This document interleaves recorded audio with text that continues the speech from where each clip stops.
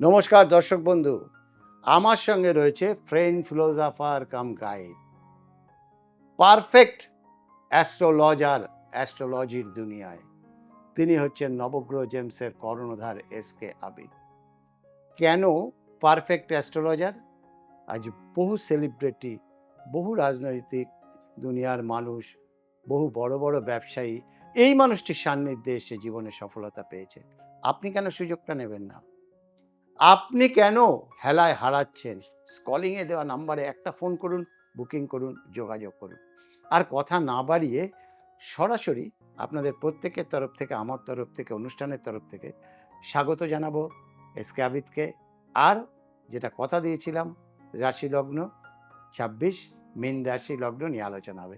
নমস্কার আবিদ ভাই। নমস্কার দর্শক। ২০২৬ ২০২৬ মীন রাশি। মীন রাশি। এই ২০২৬ সংখ্যায় গেলে আমরা এক সংখ্যা রবির সংখ্যা, অর্থাৎ বৃহস্পতিকে নিশ্চয়ই ভালো প্রভাব দেবে। কিন্তু ভালো প্রভাব দেবে কি, এখন মীন রাশির শনির সাড়াসাতি আরম্ভ হয়। শনির সাড়াসাতি ৫ বছর, যেটা শনির সাড়াসাতি আরম্ভ হয়েছে ২০২৫ ২৮ মার্চ থেকে শনির সাড়াসাতি।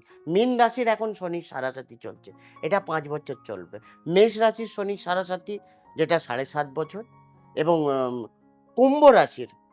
কুম্ভ রাশিরও কিন্তু শনির সাড়াসাতি, যেটা ২.৫ বছর। সিংহ রাশির শনির ধাইয়া, যেটা ২.৫ বছর। এবং ধনু রাশির কিন্তু শনির ধাইয়া, ওইটাও কিন্তু ২.৫ বছর। তো বছরটা যেহেতু রবির বছর, অর্থাৎ মীন রাশির সময় খুব খারাপ চলছিল। কবে থেকে? সেটা কিন্তু ২০২৩ থেকে চরম খারাপ। মীন রাশির যারা জাতক, অর্থাৎ আমরা মীন রাশিকে জলতত্ত্বর মধ্যে পাই। মীন রাশি যেহেতু বৃহস্পতিকে আমরা গ্রুপ প্ল্যানেট বলি। আমরা ১২ নম্বর ঘর, অর্থাৎ ১২, ৬, ৮, ১২ নম্বর যে রাশি, সেটা কিন্তু মীন রাশির ঘর পায়। তাহলে ১২ নম্বর ঘর থেকে আমরা বিদেশ যাত্রা পাই। যাদের মীন রাশি, তাদের ক্ষেত্রে বলবো, অনেকেই বাইরে যাবার চেষ্টা করছিল। অনেকেই আমার কাছে কি, দাদা আমি আমার বাইরের অনেক জায়গায় ইন্টারভিউ দিচ্ছ, তাদের ক্ষেত্রে এই বছরটা ভালো।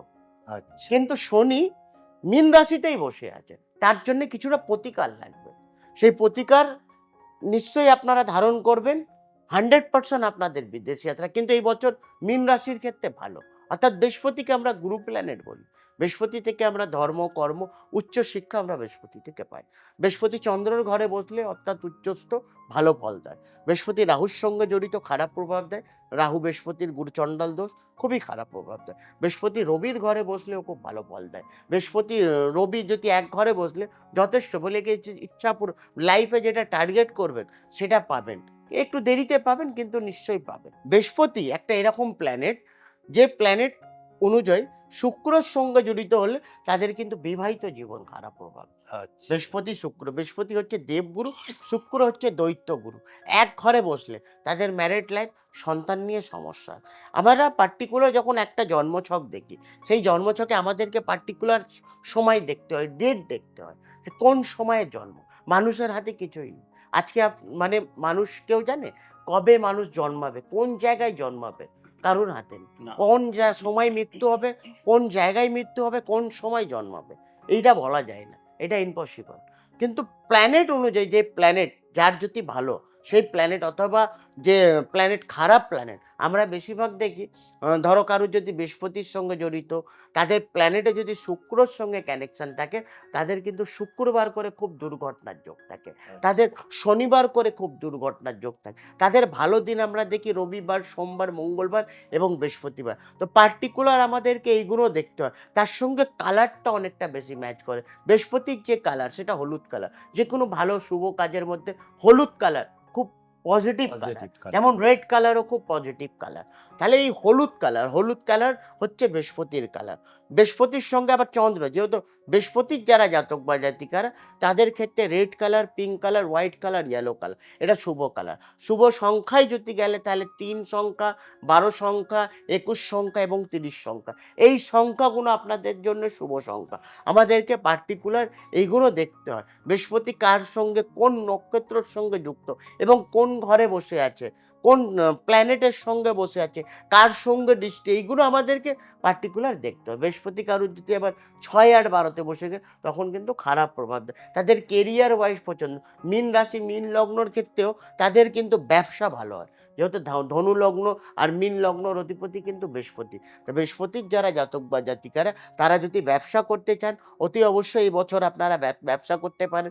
বিয়ে যদি করার হলে যাদের মীন লগ্ন বা রাশি তাদের ক্ষেত্রে ভালো, বা সন্তান যদি নেবার হলে তাদের ক্ষেত্রে ভালো। যারা প্রপার্টি নিতে চাইছেন তাদের ক্ষেত্রে এই বছর ভালো। যারা গাড়ি কিনতে চাইছেন তাদের ক্ষেত্রে এই বছর ভালো।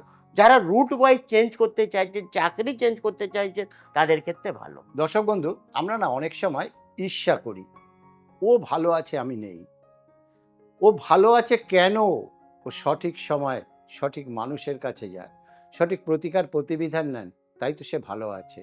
তাই আপনাকে ভালো থাকতে হলে সঠিক মানুষের কাছে আসতে হবে। আর সেই সঠিক মানুষের ঠিকানাটা আমি বলে দিতে পারি। নবগ্রহ জেমসের কর্ণধার শ্রেষ্ঠ অ্যাস্ট্রোলজার এসকে আবিদ, আজ সেরা অ্যাস্ট্রোলজার, বহু মানুষ এসে ভালো আছেন। আপনারও ইচ্ছে করে না ভালো থাকতে? তাহলে স্কলিংয়ে যে নাম্বারটা আছে এই নাম্বারে ছোট্ট করে একটা ফোন করুন, বুকিং করুন, যোগাযোগ করুন। নিটের ন্যাটাল চার্টটাকে বিচার করিয়ে প্রতিকার প্রতিবিধানের মাধ্যমে আপনিও আপনার জীবনে সফলতা আনুন। কেন আপনি ওয়েট করছেন? সময় কিন্তু বয়ে যায়, সময় কারোর জন্য অপেক্ষা করে না। সময়কে যে ধরতে পারে সেই গেইন করে। কি আবিদ ভাই, তাই তো? একদম রাইট। সময় অনুযায়ী দেখেন, বয়স অনুযায়ী যখন আপনার বয়স ২০ থেকে ৫০ বছর অবধি, সেই সময় যদি আপনি কাজ না করলে ৫০ এর পরে ভাবলে কিচ্ছু হবে না। কিচ্ছু হবে না। টাইম অনেক বেশি, বলেন time is money. Time is তো মানি। টাইম সেই সময় দাও, সেই সময় যে সময় তোমার ভাগ্য সাথ দেয়। ভাগ্য সবসময় সাথও দেয় না, না। ব্যবসারও একটা রুলস হয়, একটা সময় আসে। সেই সময় অনুযায়ী যেই সময় তোমার গোল্ডেন সময়, সেই সময় তুমি যদি কাজ না করলে পরের সময় চাকরি খুঁজলেও পাবে না। এগুলো আমাদেরকে পার্টিকুলার এই দেখতে হবে। সময়ের কাজ সময়ে করুন। তার জন্যে ফোন করুন, বুকিং করুন, যোগাযোগ করুন। আর যেতে যেতে একটাই কথা বলবো, চ্যানেলটাকে লাইক, শেয়ার, সাবস্ক্রাইব করতে ভুলবেন না। আজকে বিদায় নেব। আবার আবিদ ভাইকে নিয়ে নতুন কিছু নিয়ে হাজির হব নতুন বছরেই। আবিদ ভাই নমস্কার। নমস্কার, নমস্কার নমস্কার। দর্শক।